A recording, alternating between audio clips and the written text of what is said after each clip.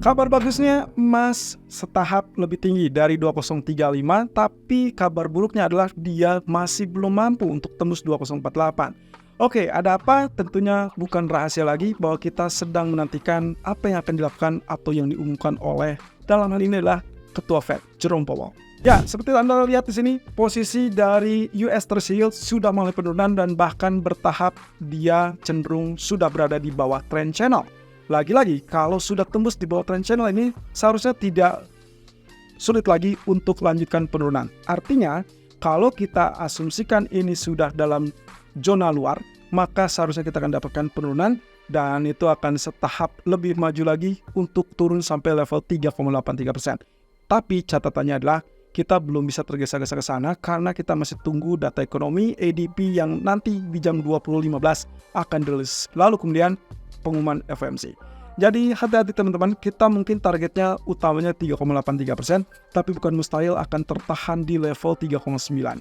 Dan sangat wajar berhubung saat ini berada di 4,026%, jadi saya juga agak khawatir kalau sampai dia naik kembali di atas 4,09%. Ini catatannya teman-teman. Posisi yang terjadi saat ini, meskipun dia sudah berada di luar jalur dari trend channel, tapi bukan mustahil dia akan kembali ke dalam jalur tersebut. Dan tentunya 4,09% inilah yang akan menjadi tanda-tanda atau rambu-rambu lebih tepatnya apakah dia akan balik ke atas dan itu kembali ke dalam zona channel atau tetap berada di luar channel. Ya, secara implisit sebetulnya ini lebih confirm untuk tetap berada di bawah, tapi kita lihat saja karena posisinya masih tetap bergantung pada faktor data ekonomi. Oke, terkait dengan data sebelumnya ataupun pergerakan sebelumnya yang kita prediksikan seperti demikian, ternyata dia sudah confirm turun, itu adalah double top atau bahkan triple top ya. Mungkin ini triple top lebih tepatnya.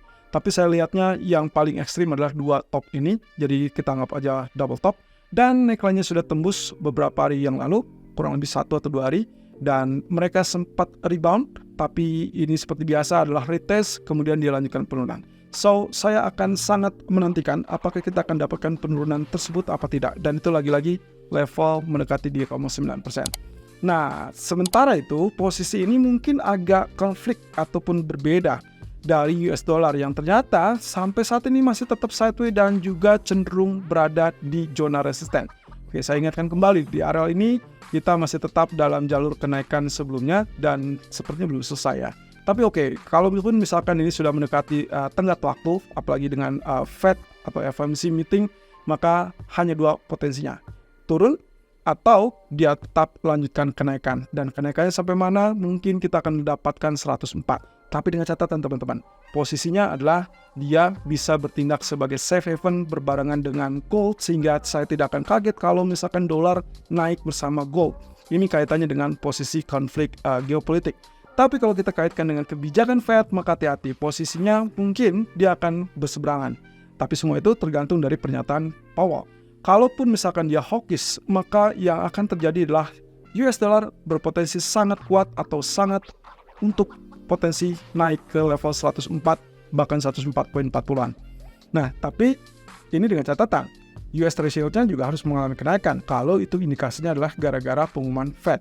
Tapi kalau misalkan gara-gara katakanlah geopolitik, maka ya lagi-lagi saya ingatkan dolar masih bisa berpotensi naik. Yield-nya turun berarti berseberangan dengan dolar, tapi emas akan bergerak beringan dengan dolar. Jadi tetap hati-hati, kondisi ini masih ambigu dan saya rasa tetap patokannya adalah US Treasury. Kalau yield-nya turun, kita masih bisa bertahan untuk lakukan buy emas. Tapi kalau yield-nya naik, berarti kita harus switch strategi menjadi sell. Cuman masalahnya adalah level-level tertentu yang akan menjadikan koridor utama. Karena kaitannya adalah apakah geopolitik akan mengganggu setelah pengumuman Fed atau sebelum pengumuman Fed. Nah, di sisi lain kalau kita perhatikan dari grafik XAU atau emas, grafik H1-nya, posisinya jelas kemarin dia sesuai dengan harapan. Ternyata tembus, sempat tembus lebih tepatnya. Ya, ini candle putih, lalu kemudian naik sampai 2048. Dan tentunya kalau Anda bergeser grafiknya ke bagian kiri, saya perkecil situ, dia memang confirm tertahan di zona yang sama. Jadi inilah sebabnya kenapa dia tertahan. Oke, jadi posisi tersebut sebetulnya belum mengindikasikan kekuatan kenaikan yang lebih tinggi, tapi mungkin secara bertahap kita akan dapatkan itu. Tapi dengan catatan lagi, posisinya sekarang lagi menguji level 61.8% di 2031. Selama itu tidak tembus, oke, saya rasa itu masih safe untuk lakukan buy. Tapi lagi-lagi level 2048, 2050 akan menjadi bencana.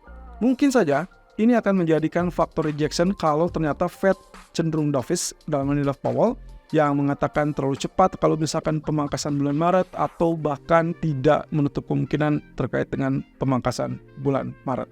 Jadi kalau misalkan dia menolak untuk pemangkasan yang lebih cepat, hati-hati 2048 mungkin akan terjadi penurunan kembali, persis yang terjadi tadi malam. Rejection akan muncul di situ. Dan itu berarti menandakan keberapa kalinya, kesekian kalinya 2048 terbentur kembali. Tapi kalau misalkan ada kisi-kisi dari Powell yang mengatakan oke, mereka masih tetap terbuka karena semua akan bergantung dengan data ekonomi dan masih punya 2 data NFP dan juga 2 data CPI, maka potensi ini sangat terbuka untuk tembus dan kita akan segera muncul dengan area 2062, 2065 dalam waktu dekat. Oke, jadi sementara waktu saya tetap pertahankan buy lebih dulu, kecuali kalaupun misalkan ada penurunan, saya sih berharapnya Anda akan bisa mengindikasikan itu harus switch strategi menjadi sell kalau dia tembus di bawah 2020, atau jauh lebih bagus lagi kalau sampai dia tembus di bawah 2015. Manapun arealnya, yang terpenting Anda harus paham bahwa kondisi ini akan sangat bergantung dari Powell. Jadi kalaupun tekanan terjadi gara-gara ADP yang jauh lebih kuat, maka pastikan penurunan tersebut akan relatif tertahan di level 2002 atau 2001. Karena kenapa? Karena berikutnya akan terfokus dengan apa yang dikatakan oleh Powell. Jadi saya berharap di level ini akan ketemu demand ataupun dorongan untuk naik kembali ke 2015. Jadi silakan switch strategi menjadi sell kalau tembus 2020 atau 2015. Nah, tapi kalau misalkan dia tembus 2048, Anda harus prepare untuk mempertahankan posisi buy Anda sampai 2060. Nah, hal ini ditunjukkan dengan grafik daily yang ternyata kalau Anda perhatikan dia kembali di atas garis trendline, dan ini persis dengan apa yang kita katakan di hari Senin kemarin. Selama dia tutup di atas level garis trendline dan bahkan di atas 2025, maka dia akan tetap naik, dan lagi-lagi permasalahan kita adalah 2048. So, hati-hati dengan 2048, tapi sangat mudah untuk ditembus kalau Powell memberikan indikasi tersebut. Nah, di H4-nya kita sudah mengalami penembusan kemarin teman-teman, 2037, 2038-nya, dan tertahan di sini. Jadi ini yang membuat kisruh dan dia turun. Tapi dengan penurunan tersebut, saya lebih berharap penurunan cuma sampai 2030, kemudian kita bisa dapatkan kenaikan sampai 2048 lagi, persis dengan gambaran H1 tadi. Tapi kalau misalkan pun tidak, maka Anda lebih baik tunggu sampai FOMC meeting. Nah, untuk pound sterling, ini dia. Perkaranya adalah tidak mudah untuk tembus di atas 1.27777, atau bahkan kita sebut dengan kenaikan di atas trend channel. Nah, posisi ini teman-teman mengingatkan saya kepada posisi dari descending trend line ataupun descending triangle, sehingga kemungkinan potensi untuk penembusan di bawah level 1.2600 sangat memungkinkan untuk terjadi, dan itu berarti indikasi untuk penurunan lebih lanjut sesuai dengan ketinggian dari triangle tersebut. Nah, masalahnya adalah mungkin saja kalau misalkan FOMC-nya cenderung dovish, mungkin 1.2600 tersebut akan sulit ditembus sehingga kita akan dapatkan perlawanan balik, dan akhirnya BOE besok akan sangat menentukan. Mungkin saja tembus di atas level tersebut. Tapi kalaupun skenario-nya kita anggap, asumsi saya adalah geopolitik membayangi, lalu kemudian keputusan Fed cenderung hawkish, maka yang paling utama adalah penurunan di bawah 1.2600, dan itu akan segera terjadi.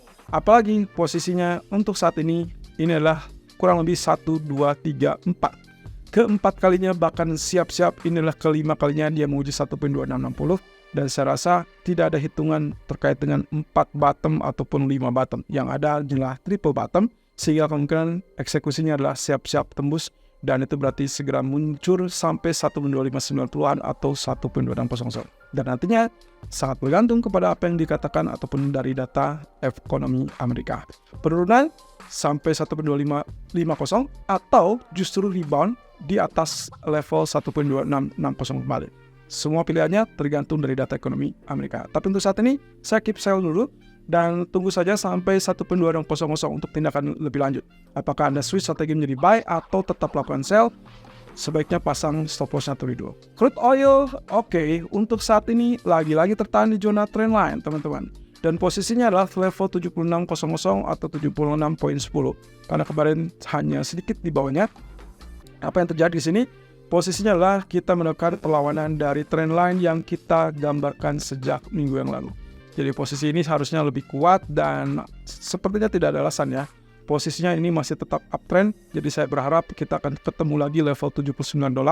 Walaupun nanti catatannya adalah di area 79 tersebut hati-hati rejection untuk kemungkinan double top atau bisa juga lanjutkan kenaikan. Dan saya rasa kebijakan Fed kalau ternyata dovish akan melemahkan US dollar dan menguntungkan bagi crude oil. Di sisi lain, basically dia masih tetap bullish karena berita yang tercantum adalah mengancam perang terhadap Iran. Jadi itu kemungkinan kita akan tetap dalam sisi bullish dan anytime soon kita akan dapatkan wave C sampai ke teritori 80.83.